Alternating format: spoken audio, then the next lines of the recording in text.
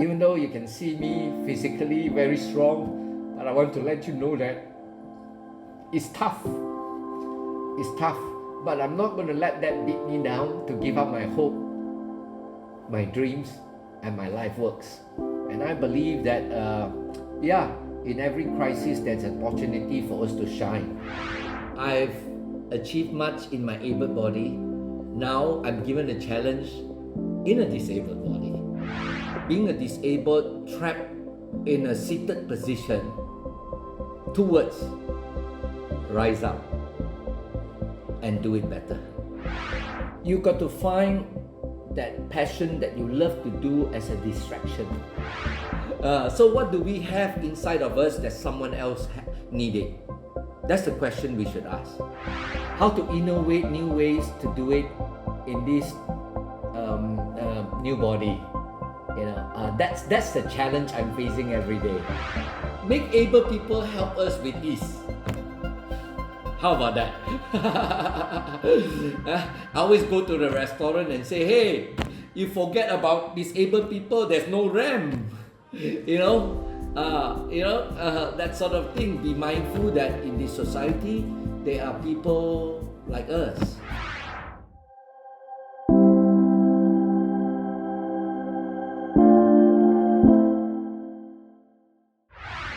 Hello, here is Janina Urusova and the video podcast in Your Moccasins.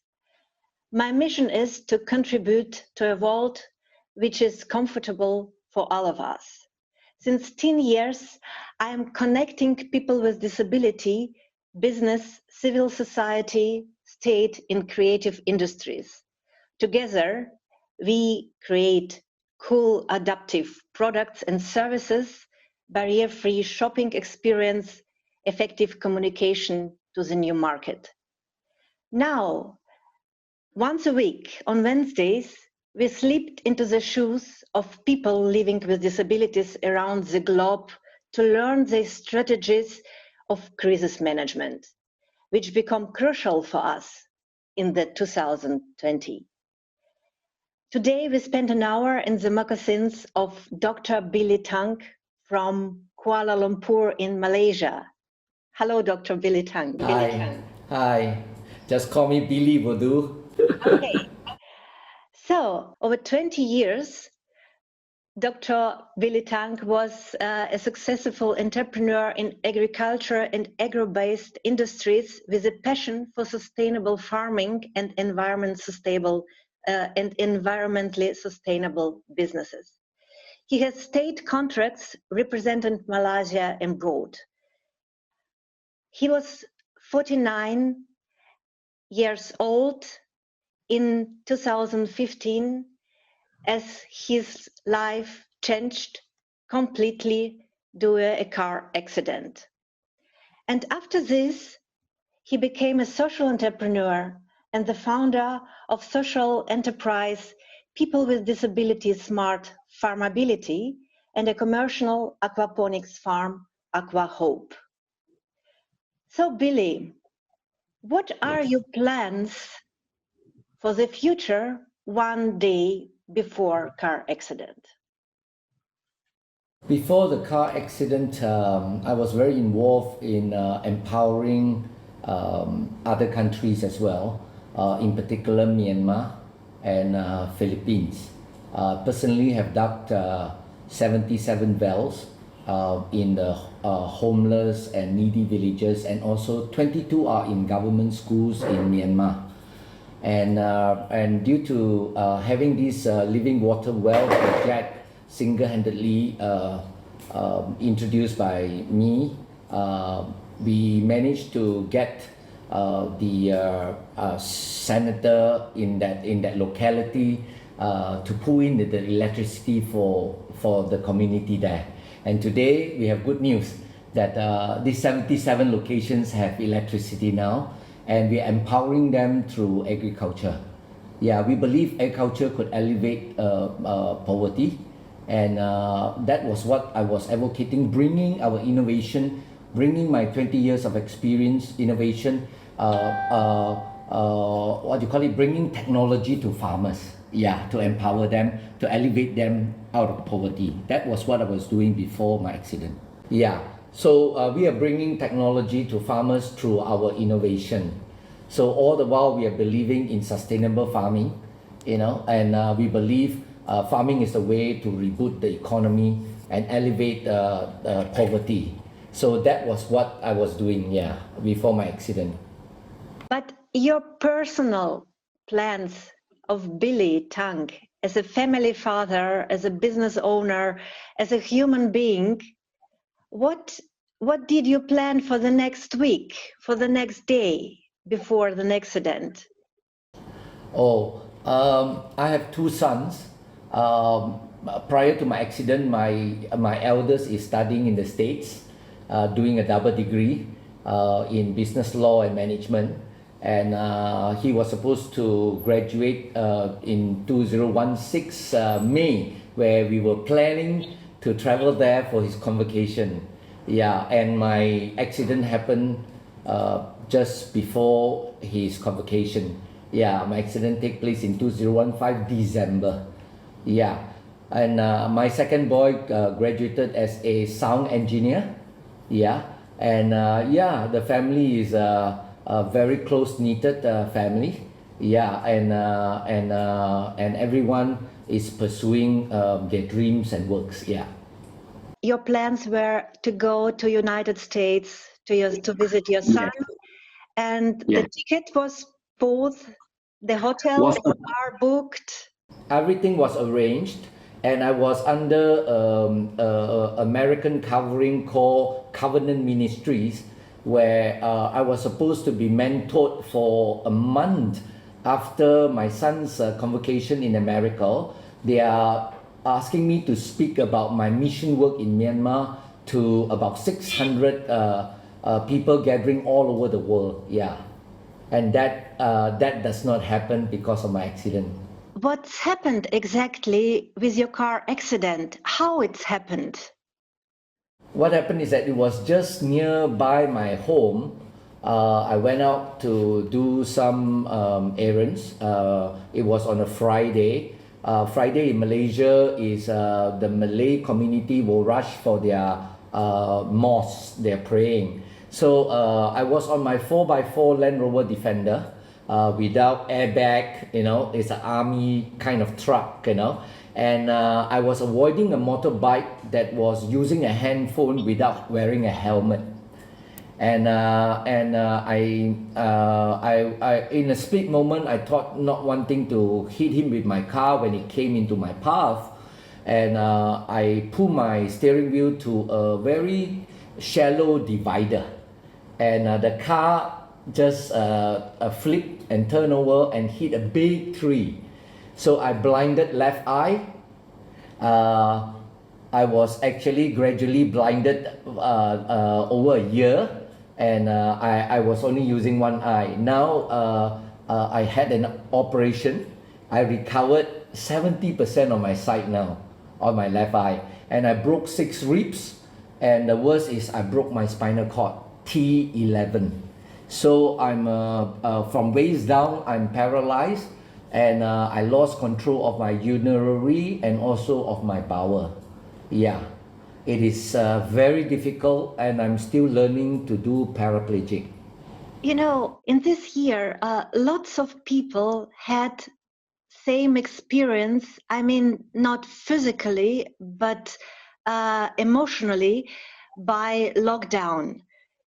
All of us were on the way with plans, with visions, and then suddenly stop came to our life, privately, but also in the businesses. And this was the situation when we had to rethink. And you had to rethink too. This is a situation between 2 doors, as I call it. One door's gate closed. This is a door to your former life. And then it's a transition period because you see the next door. And then you have to go through this transition period to deal with yourself, with your imagination about yourself, with your rules, with the life, and then to discover this door, and then to get power, to willingness to go through and to start a new situation. And now we are in the hospital. You are awake in the hospital, and it is a start between these two, the walk from one door to another. What was your emotions, the thoughts in this moment of the hospital situation? What happened is that, before the COVID-19, we have started our farm. We have started a farm in a new way of farming that is conducive for people with disabilities. So this COVID has indeed affected us as well.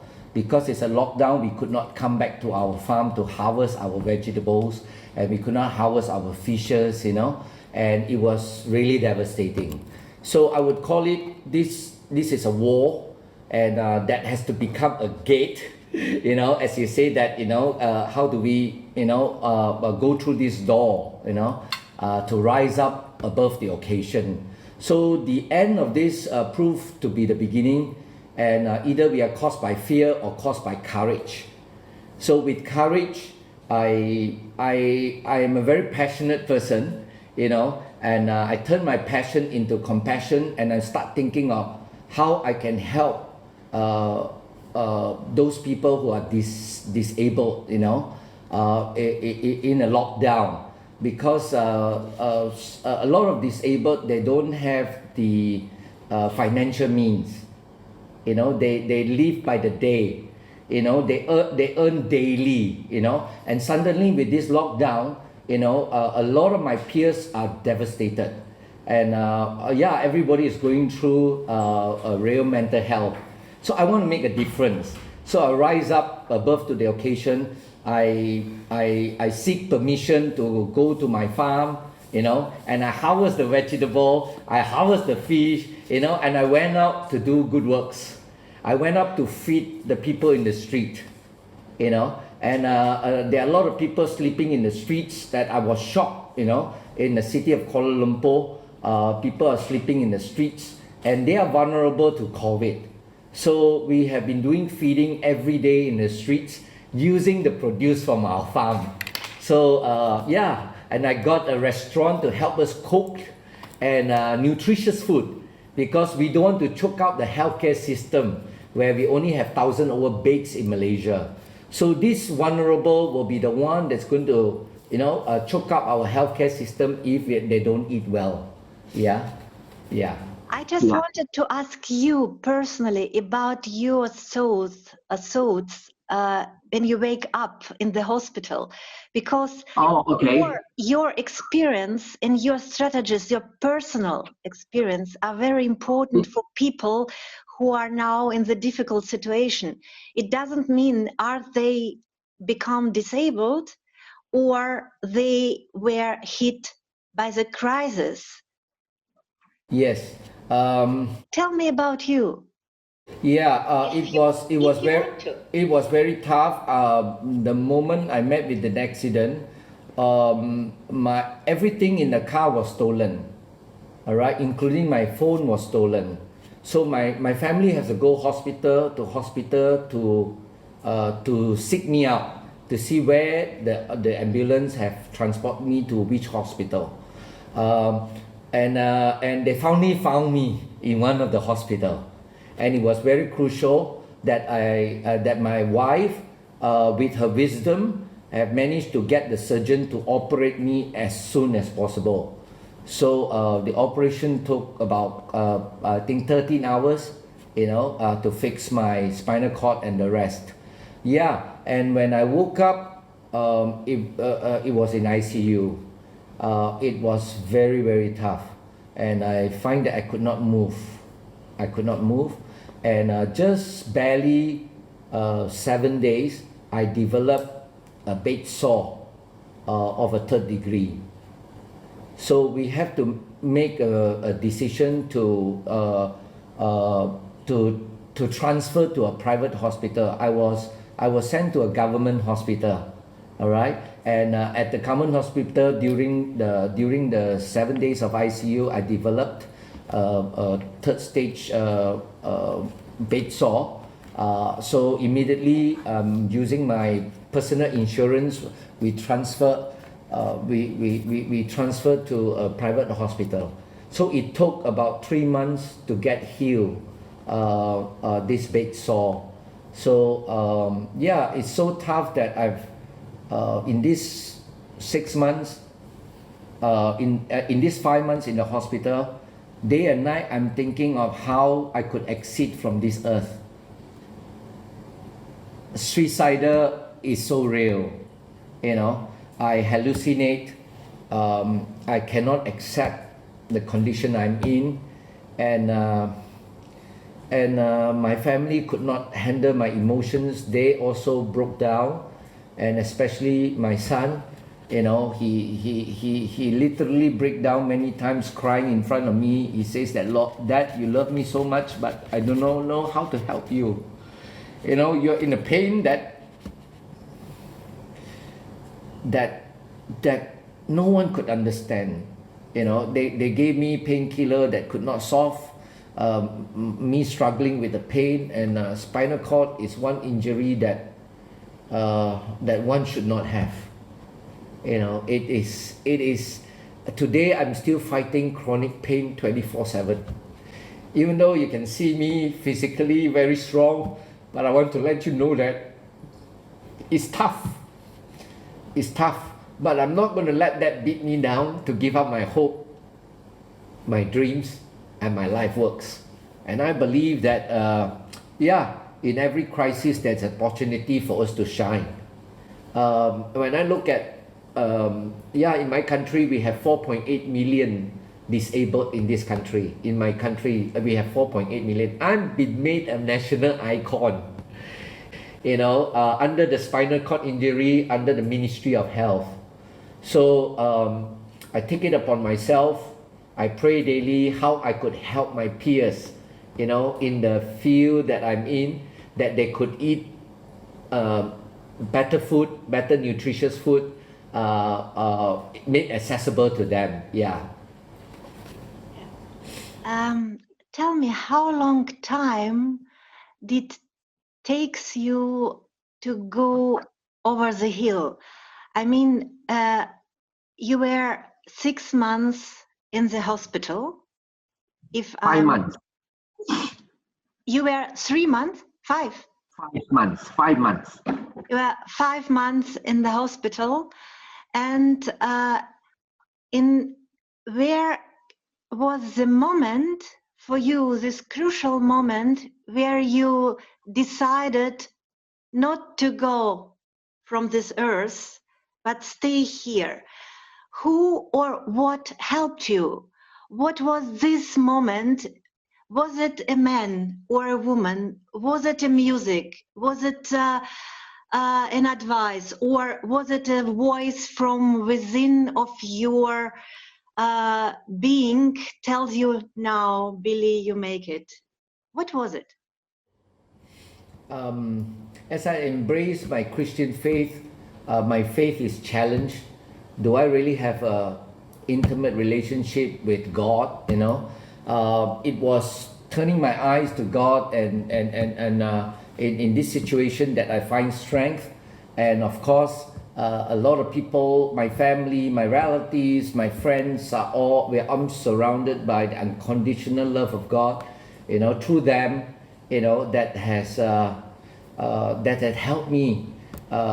They embraced me with so much love that I felt that I'm not alone in this battle. I'm not alone. The support of family, friends, relatives of crucial importance in this transition. Yeah, and that helps me to come out of suicidal. Yeah, suicidal. And the doctor even says, look, I have to get a psychiatrist for you because you are very unstable. And being me, I'm a very strong will person. I cannot accept seeing a psychiatrist. You know, so when the psychiatrist sat down with me for hours, the psychiatrist concluded that, Billy, you don't need me. In fact, talking to you, you're helping me. You know, so that's how the psychiatrist says, look, you know, you can inspire a lot of people in this predicament. Yeah, so that brought some light to my life, and know that, hey, I'm still useful. You know, even a psychiatrist commented that, you know, I can overcome. You know, I don't need to pay her fees. I don't need to eat medication. You know, and yeah, so that's how I have evolved to where I am today. But I'm personally interested in this very moment, how you feel this unconditional love. Yeah, for me, in this experience is that I felt that my life is not done because more and more people are sent along my path. That sometimes people that I do not know, they have showered me with love, that, you know, and encouragement, and helping me in my daily things that they don't have to do. You know, they went beyond. You know, so I would say that these are like Samaritans sent to me, angels sent to me. You know, that have cradled me. You know, that I know that I'm not alone in this. You know, people that I know, people that I do not know, and constantly, like today, you know, I'm with you, Janina. You know, I'm with you, talking to you. You know, over a screen. You know, it be beyond imagination. You know, that we can be friends over a screen. You know, in this pandemic, and still impact humanity with whatever God-given gift that we have. You know, in life, to share with people that needed it. Yeah. Let's imagine I'm your therapist who need help from you. So, or I'm somebody in similar situation. It shouldn't be an accident, but a situation of a crisis. What learnings, 3 learnings, you will give me on the way? What you learned from your life, from your time recovering, coming back to life? Suddenly a war becomes a gate, and what seems to be the end proved to be the beginning. And what seems to cause fear seems to be giving me courage, and what seems to be defeat proved to be a victory. You know, and what seems to be a despair, there's still a hope at the end of the tunnel. You know, hope is so important in life. You know, and through these trials, I've learned many through a thriving in many circumstances, that a lot of people are sent to help me, and I believe that we will triumph over this predicament we are in. Yeah. Okay, then when we are now out of the hospital, so to say, coming back to your work, are you fine? So? Yeah. I'm just adjusting a little bit on my pain. Yeah. Just then, when we are at your pain, you don't take medication against it. How you live with this the whole time? How you try to not to see that, to feel it? Is it very good questions? Very good questions, Janina.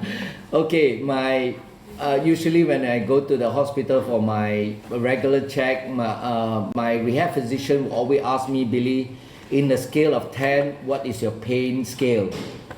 I can tell you right now, it's above 10. Yeah, And my rehab physician gave me a very good encouragement and told me that, Billy, this pain will be forever with you, and but it is not life-threatening. It is just discomfort. So with that words from her, I always remind myself that, and she said this to me, try to make this pain your friend. It is not life-threatening, but it's discomfort. So every time the pain comes, she has taught me how to embrace the pain, to be my friend, you know, and that's how I have overcome to this day. And I refuse to take any painkiller because if I continue to take it, now it's already four years. I stopped when I was on my second year. Yeah, for these 2 years, I practically don't take any painkiller. Yeah, because I'm concerned that it will affect my other organs. Yeah, and I want to stay alive to see. The encouragement is that my son is going to get married next year. I want to see my grandchildren. That's a big hope and motivation in life, you know. And we want to stay alive for a reason, that we are still useful to our family, to our community, and to our nation. I always ask myself, is there a reason for me to stay a little longer on earth? Will my life make a difference to impact others, or is only me self-focused? You know, but I find my space. I find my passion. I find my passion into compassion, in serving. Humanitarian has been in my blood. Now, how to do it in this new body again? You know, how to innovate new ways to do it in this new body. You know, that's the challenge I'm facing every day. Yeah, and I'm not alone. I've seen over and over again, as you call it, how do I felt the unconditional love? To me, is that people sent to me and help me unconditionally has made me felt that unconditional love. They don't have to do it, but they want to do it with me, you know, and that itself is it means the world to me. Yeah. But now I will make it like this. You know, to embrace your pain. I'm asking you because you are an expert in this, you know. All of us are hearing to the gurus, to somebody, to our coaches, embrace yourself, Om Bairam, but just practically. Okay. Now you have pain in the moment, and what doesn't mean to embrace your pain? How do you make it? You got to find that passion that you love to do as a distraction. Talking to you is an honor, so the pain is secondary to me now. Yeah, talking to you is a kind of distraction for me to forget about my pain. Okay. But talking to you, you know, it's above the pain. I'm looking forward, you know. So in a way, we find a passion in that distraction. So like in the evening when I'm in pain on bed, I will find some of the research that I've not done enough, I have not read enough, you know, that kind of distraction. And I'll watch a movie, you know, that could help me to wind down. I'm always looking for new things that I've not engaged in that could bring about a distraction, and also on this pain, and on the other hand, through that distraction, I'm gaining something else. Some of my peers who have spinal cord injury, they don't have pain, but very strange. My injury, I'm fighting chronic pain 24/7, and I'm only allowed to sit 2 hours by my rehab physician, and I have to lie down for 1 hour, you know. But because of this new startup that I found passion back, that's why it's called farmability, ability to farm again, you know, and innovate new way. So, you know, this is a new challenge, and I'm enjoying every moment of it, that sometimes I forgot that I've sat 10 to 13 hours. Yeah, so when you have sat 10 to 13 hours, and when come to you going to the bed, there'll be a lot of what you call it, pain sore, because you have sat too long, you know. That is the time that that you have to really find other ways, you know, to distract that moment, you know, again, you know. So for me, yeah, I love to watch back some of my videos, you know, and have a good laugh, you know, in a movie, you know, and that sort of a thing to wind down. Which kind of movies do you love? I will, now that there's so much of YouTube, there's sometimes the stupidity of actions, you know, and then yeah, that will stimulate your humanity, you know, over a stupid joke, you know, but it's helpful, yeah. I confess I do the same. right. Now I'm mixing up with Samantha, who is a millennial. So no, mixing up with the younger generations. Yeah, it's a huge help to me as well to overcome my pain, because the millennial younger generations, they I'm learning from them as well. What they like, what they dislike, you know. Yeah, you know. So I find it is so interesting, and of course we are mixing with the younger people because we want to inculcate our values, our farming experience to them, you know. Because the farming community is getting older, you know. If the younger generations do not adhere to this food literacy, they'll be lost. That is the reason why I find that I'm useful to stay along a little longer on earth. Because, yeah, because what I have, someone else needs it. So I can't go now. So what do we have inside of us that someone else needed? That's the question we should ask. Yeah, do we have something inside of us that someone else needs? That we would rather suffer to be around because someone else needs to have it. So this is what we call, you know, sacrificial services. After your injury, after the car accident, you came back to your life. Does somebody changes for you as an entrepreneur, as a businessman, as you are? What changed after you became a new body in a new life? My schoolmates, they all came around me and asked me, they saw my works and told me that, look, we will come and help you to set up something that you love to do, which is in agriculture, you know. So when, even in this wheelchair that I'm in, and as a paraplegic, I also go through a period of bad experiences as well, all right? Not a bed of roses. All right. So we started when I came back to myself and rise up from the ashes to want to go back into farming in this condition. I've got a group of friends that schoolmates that come around me. They say that they will support, you know, and we all invested in this so-called R&D farm, okay, of an aquaponics. It's a 10,000 square feet greenhouse on 3 acres of land.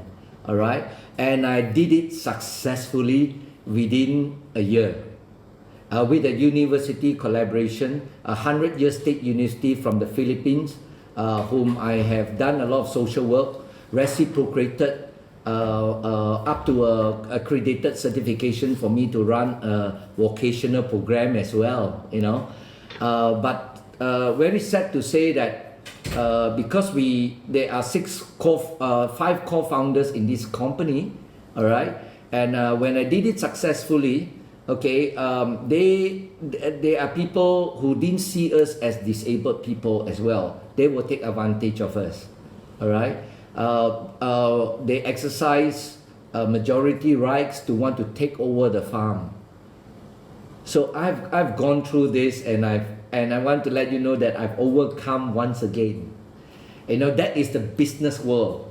You know, yeah. And the worst is this: they want to take over the farm to make fast money, to farm it unethically. You know, whereby we are promoting safe and nutritious food. You know, we have to farm ethically. You know, but the capitalism want to shrink a 30 days vegetable into a 16 days. So you will be pumping in a lot of things that we don't need in our body, meaning urea, nitrogen, and all that, you know. So can you imagine, I have more challenges in this new body than in my able body. Yeah, and today the good news is that I once again overcome. We have a very big gift to you, to everyone who watched us, because our project is not only about speaking about life, to share experience, to share the strategies of crisis management, but it's also about the real help. So you have a precious possibility to get 1 hour coaching by Billy, but for this, just a second, but for this you need to do an exercise. Please visualize people with disability in your very short environment, your family, your friends, your colleagues, and just think about, do they have jobs?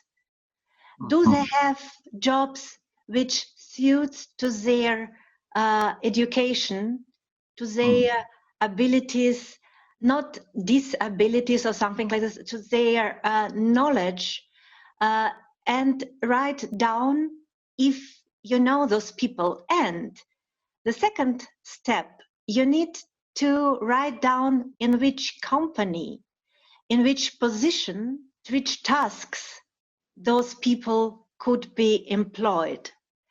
So first, visualize the people with disability in your inner circle. Second, think about, do they have jobs, and do they have jobs which is good for them? Then write down in which company they could work, in which position, which tasks. So, and then you write down, and Billy will Billy will choose somebody for this conversation. And yeah, you are like a guy or girl who will get it. I want to go back to a very interesting question about the experience people now made in the lockdown, in the crisis situation, because this is the situation of being locked in the four walls, being confronted with a family, not being able to determine yourselves. Maybe it's the most important thing, not to be able to determine your own life. And I think that this situation in the spring of 2020 learned us how our friends and people with disability lives everyday life, how you organize your day, your working day, and your life. Okay, I have a helper from the Philippines. She has been helping me for the past 3 years, and now she is so good. She learned a new skill having been with me. Now she knows how to grow her own food. I transform her to even now to a farm supervisor. And now if she goes back to the Philippines, okay, she can be an entrepreneur now with this skill in farming.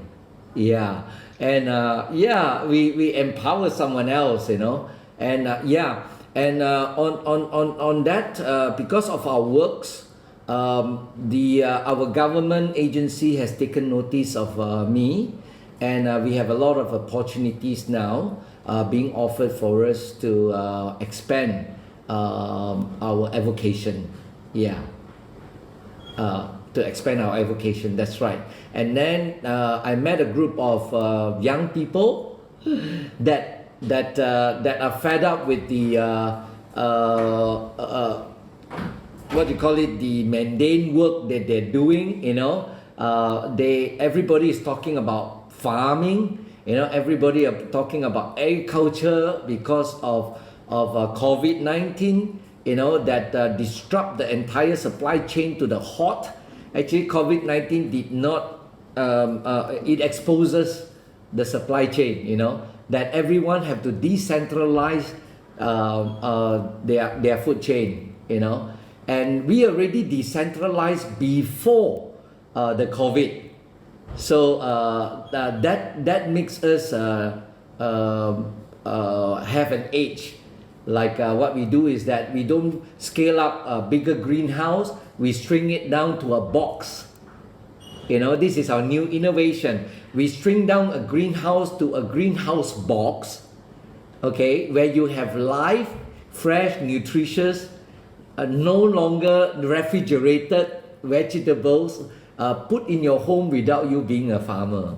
Raman Aranin, one of my guests in this interview from Kaliningrad, he is very similar to you. You will laugh at each other when you meet. He was also a successful entrepreneur before an accident with a paraplane, you know, like in this film. Yeah.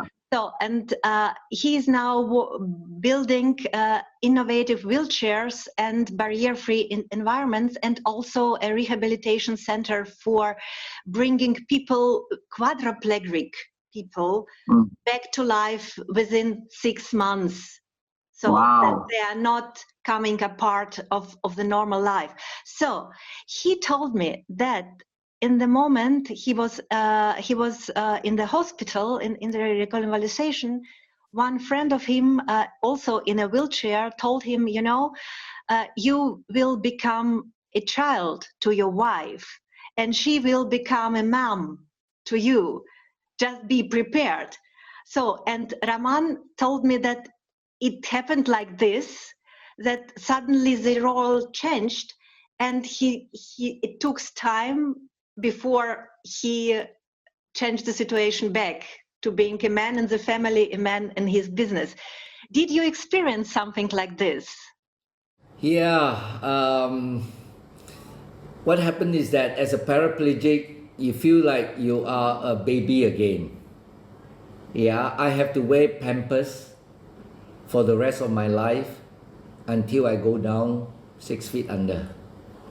And having not able to control your urinary, sometimes all the time, because your muscles are weak, you could not hold your urine, you know. So you really have to have a helper to check on you every 4 hours. If your Pampers are wet, you know, and you don't change it, you will have infection. And this is serious, you know, and you don't die of spinal cord, you die of infection. And if there is a bed sore, you know, and plus an infection,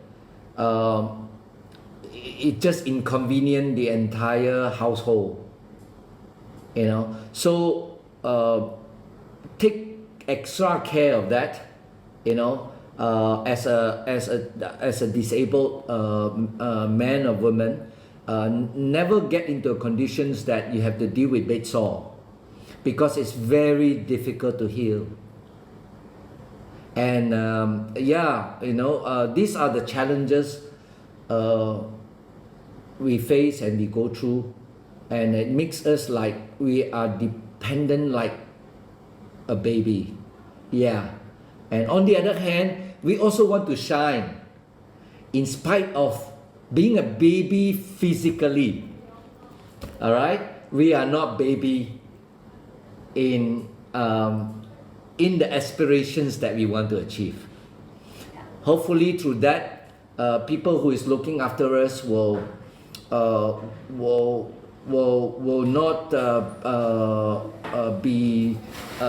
not burn out, having seen that our lives, has so much other goodness in us, that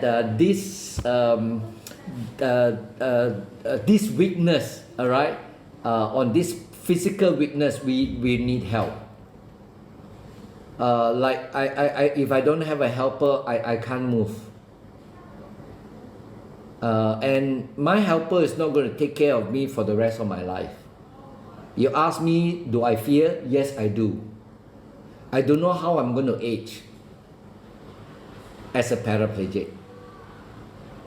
Yeah, and as my children will have their own family, and my wife eventually have to take care of me for the rest of her life. Will she go through a burnout? And things like that. So how to maintain a healthy relationship is a challenge. So for me now, I want to make a legacy with this gift that I have before my accident, and now to tell my family that, look, I didn't give up. Your daddy didn't give up. Your husband didn't give up.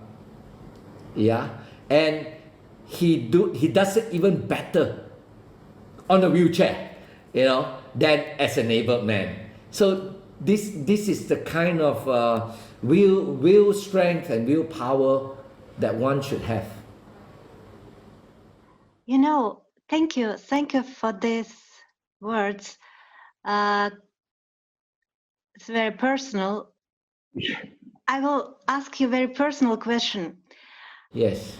Lots of my friends living with disabilities, and also Raman and Evgenia, the people I'm interviewing in this video podcast, told me that the life before accident was successful, socially successful, business successfully, but it was not. They were not happy inside. They were always unhappy, always in this pain which is inside of the soul, and always not happy. But after the accident, somehow the situation changed, and they are more confident, more happy, and more centered in themselves. Can you tell it also for you, for your life before and after? As an enabled man, I was very, very fulfilled. All right. Now the challenges is only to me is the physical side, this physical body. So I because my spirit is bigger than this body, but I'm being limited by this physical limitation now.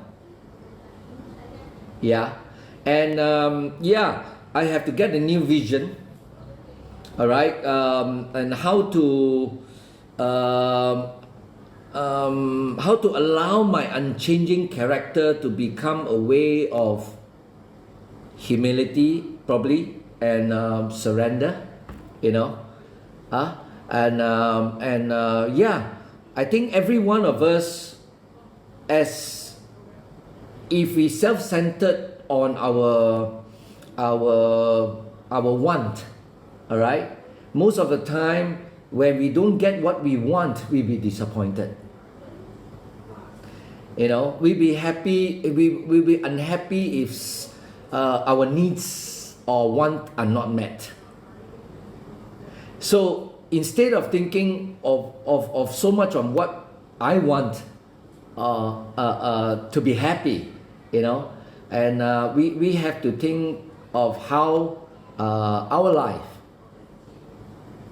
can impact society, and not to be segregated from society. So be bold enough to get into the society. Don't be intimidated whether society view us as disabled and not accepting us. You know, make a difference. Go inside there and behave that you are not disabled. Be as normal as you are. I always tell the people, don't worry about me. They always overthink how I'm going to go to this place, that place, and that. I say, just treat me normal. When we reach there, we will overcome. If I need 5 people to carry me, you guys just carry me. You know, and that's how we make those able people at ease to help us. Sometimes the able people, they do not know how to help us. And we show them an attitude that, it's not helping them to help us. So we have to have this wisdom on how to make able people help us with ease. How about that? I always go to the restaurant and say, hey, you forget about disabled people, there's no ramp. That sort of thing. Be mindful that in this society, there are people like us, and then we can advocate wherever we are, and hopefully, eventually, society will get the message. Yeah, and just your example was with the restaurants. You are the customers, like everyone. You are the customers buying the products and services. So, and I think the new trend with the Valuable 500, with this decision of Film Academy in Hollywood to make the next Oscar 2024 an accessible Oscar, so to say, this whole development in the business is leading us to the new world where the people with disabilities are not marginalized because of their disability, but also being a part of the business processes. Yes. Not only social processes like now, now we speak about people with disability as a corporate social responsibility or responsibility for the state, etc., etc. But the next stage is to be a customer. To add on to what you say is that I'm using my agriculture skill to reconnect back to society. Like in my country, our civic consciousness towards the marginalized is very low. Meaning to say, they will park our PWD car park, they will misuse it, they will misuse our PWD toilet, they will turn our toilet into storeroom, and they will smoke in our PWD toilet and hide there to smoke and do other kinds of things. So instead of getting bitter, so I'm using my avocation through agriculture to connect back to society. Like I want to hear one day that, hey, don't fight with them over their car park. Hey, don't misuse their toilet because they are growing nutritious food for us. They are our farmer. They are our food. They are our health. They allow us to buy accessible, nutritious food regardless of any economic background, And let's make their life better. Let's not fight with them over their car park or their toilet. Hey, let's build some ramp for them. So we want to society to see that. In my field, I want them to see that the disabled are contributing to nation building through agriculture. So this is what I'm advocating. Yeah. And what I love by this is also in the line with my understanding of how to change the world, because it's not about fighting. It's about just doing good and unusual things. On the trendy things with this idea to change. New paradigm shift, Like I told my rehab physician, you are addressing the healthcare system from top down. Okay? We are addressing the food chain from bottom up. Okay? That means to say we need more nutritious food, we need safe food, we need priority of food. Then we meet in the middle. Then you will value what we are doing from the bottom up. Yes. So Yes. same. Yes, that's right. We will meet in the middle. We'll meet in the middle. All right. And society and humanity will be better. We need each other to balance it. What would you say to your non-disabled me from earlier, one day, 1 week before accident? And what you will say your disabled me the week after accident? For me, it's rather unique because all my life I have been serving in communities. Yeah. So as a non-disabled before, as an abled man, I think 80% of my life daily is to solve people's problem, not my problem. So as I said, we serve above self, serving above self. So now being a disabled, trapped in a seated position, 2 words: rise up and do it better. So I'm telling myself to arise and shine again in this new body. Billy, you can do it. You have done it in an abled body. You have given another challenge to do it again better. If not, you would have exit from this earth, and to tell myself again to rise up in a seated position, rise up in a seated position, and do it even much more. And what would you say now to this Billy Tang, who was abled person, not in a wheelchair? What would you say to this man? I would say to this man that, Billy, do not hold on to your past experience, glory, or achievement. Say bye-bye to it and trust whatever, God, or trust that there is a reason why you are given an opportunity to be in this seated position, and when the years come, you will look back and unfold that you can say that you have such a life that you are on this earth, that you have the experience of being able and disabled. And how many has that opportunity? I've been given the opportunity now, as an able and also a disabled. I've achieved much in my able body. Now I'm given a challenge in a disabled body. And in years to come, in legacy to come, I hope,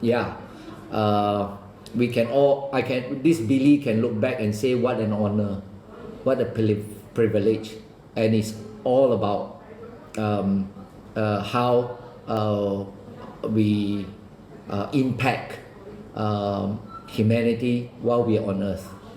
Dear Billy, thank you so much for this conversation, for this very, very personal conversation. And thank you. And to add on, Janina, I hope I've left something for my grandchildren to say, my grandfather has did this. And my children will be proud of me and say, my dad is crazy. Even in his seated position, he went against all odds and still make a legacy and the family proud. And that is my aspiration, that my children and my grandchildren will have something to be proud of his disabled grandfather and his disabled father. Thank you, Billy, for sharing your life with us and Yeah. for the strategy you teach us how to face the crisis and to come over it. And it was Janina Urusova and the video podcast In Your Moccasins. Watch us on Wednesday. Look inwards to find your personal courage and face the future with confidence.